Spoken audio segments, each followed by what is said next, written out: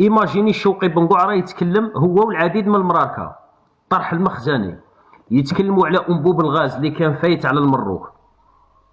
قال لك في ظل التهافت على الغاز والنفط الجزائري لو أن الجزائر تركت انبوب الذي يمر على المملكه. قال لك زعما لو كان الكابرانات ما خسروش مع المروك، مع محمد السادس ماشي مع المروك، خاطرش المروك تاع محمد السادس. تا شحال رانا رابحين غاز؟ كانوا يديو 50 مليون دولار ربحناها سنويا على هذاك انبوب الغاز اللي كان فايت، ما كانش فايت مجانا. ماذا بيا انا نسر به عن طريق السفن الجزائريه ونخلص عليه، والموانئ الجزائريه تتحرك وتولي السفن تمشي بالغاز وتولي بكاش حاجه، وندير علاقات مع الدول مباشره. توهمني انا لو كان نبيع الغاز لايطاليا ونبيع الغاز لاسبانيا مباشره، باغي انت توهمني بلي لازم يفوت على المروك باش تكون عندي الفايده.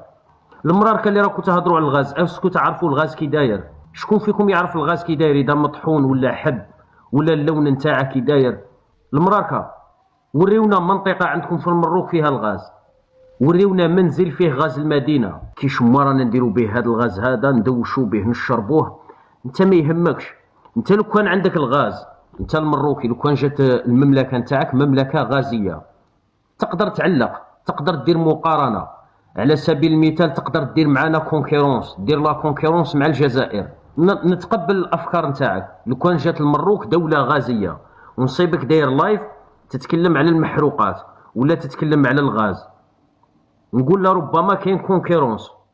حنا درنا علاقه مع ايطاليا، دوك عاود المروك دير علاقه مع البرتغال ولا دير هي تصدر لاسبانيا، نصيبك تناقش الاسعار ولا النوعيه نتاع الغاز نتقبلها منك. انت ما عندكش الغاز، نتايا لازم دروك في عز الازمه هذه والحرب اللي رانا نشوفوا فيها في ايران، الحرب اللي رانا نشوفوا فيها في ايران، نتايا كمروكي انت من الاوائل اللي راح تعاني من ارتفاع الاسعار. اولا راح تعاني من ارتفاع الاسعار هذه، وراح تعاني من المحروقات والغاز. يعني كي تزيد السومه تاع المازوط وتزيد السومه تاع ليسونس والغاز، السومه تاع المواصلات، النقل والمواصلات راح ترتفع. الخضر والفواكه السومه نتاعهم راح ترتفع، كل شيء راح تزيد السومه نتاعه. ومن ناحيه الغاز كذلك، يعني اضعف الايمان كي نشوف مروكي دكتور تاهم نفسه بالدكتوراه يتكلم على هذا الموضوع، يفتش حلول للشعب المروكي ويتساءل من اين ستوفر المملكه المروكيه، من اين ستوفر الغاز، من اين ستوفر الغاز؟